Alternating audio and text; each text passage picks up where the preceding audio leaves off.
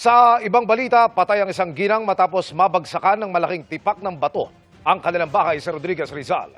Sugatan naman ang dalawa niyang anak. Nakatutok doon live si Rafi. Emil, hirap pa ngayon tanggapin ng pamilya ang nangyari sa kanilang ina ng tahanan na namatay nga sa isang aksidente dito sa Rodriguez, Rizal. Gayunman, bayani ang turing nila ngayon sa ina na isinakripisyo ang sarili, alang-alang sa mga anak. Sa laki ng tipak ng bato na tumama sa tahanan ng pamilya Ramos, butas ang magkabilang pader ng kanilang sala. Ang mga aparador at divider sa bahay nagkapira-piraso. Nangyari ang insidente sa Sitio Macopoy, Barangay Mascap, Rodriguez, Rizal, pasado alas 5 ng umaga kahapon matapos ang katamtamang buhos ng ulan. Mula sa gilid ng matarik na bundok na ito, bumulusok yung malaking tipak ng bato at tumama dito mismo sa sala ng bahay ng pamilya Ramos.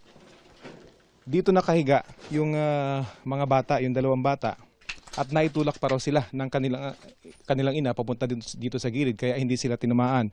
Pero dahil sa ginawang yun ng ina, yung nanay, yung napuruhan, at dito na siya tinamaan. Makikita pa yung dugo rito hanggang sa dumiretso yung bato dito sa labas ng bahay at tumigil dito sa pader ng kanilang kapitbahay.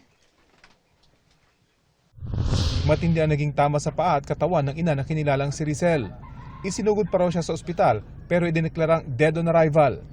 Ang dalawa naman niyang anak na kanyang iniligtas, nakabalik na sa kanilang lugar matapos gamutin ng kanilang mga sugat. Ayon sa nakaligtas na anak, may narinig na raw ang mga kaanak nila at kapitbahay na tila bumabagsak na bato, kaya sinigawan sila.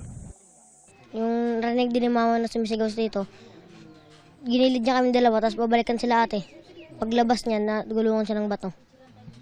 So nailigtas muna kayo? Opo. Ang dalawa pang kapatid na babalikan sana ng ina, walang tinamong sugat sa insidente. Ang padre de pamilya, nasa trabaho raw nang mangyari ang insidente. Hirap pa raw siyang mapasok ang kanilang bahay kung saan nangyari ang insidente dahil sa sakit na nangyari. Mahirap po kaya hindi nga namin alam po kung saan kami titira kasi binawal na rin ang dinner po. Ang ina ng biktima na nakatira rin malapit sa tinamaang bahay, narinig pa raw ang sigaw ng anak. 2 beses siya nagsigaw.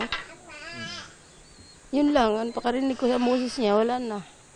Yung pala, na siya. Wala na talaga. Ngayon lang daw nila naranasan ng ganitong insidente mula nang tumira sila rito noong 2012. Sa inisyal na pagsusuri ng barangay, may mga bato pa sa taas ng bundok na posibleng dumaustos din. Kita sa drone video ito ang malalaking tipak ng bato sa taas ng bundok. Kaya payo ng mga opisyal ng barangay, mag-evacuate muna ang mga residente habang hindi pa ito nakikita at naa-assess ng DENR. Sa ngayon po, delikado talaga. Kaya sa ganitong oras po, lalo sa gabi, wala po sila dito.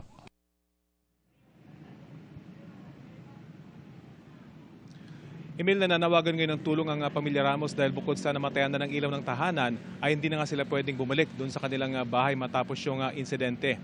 5 yung iniwang anak nitong si Rizel. Ang pinakabata rito ay 2 taong gulang lamang. Yan ang latest mula dito sa Rodriguez, Rizal. Emil? Maraming salamat, Rafi Tima.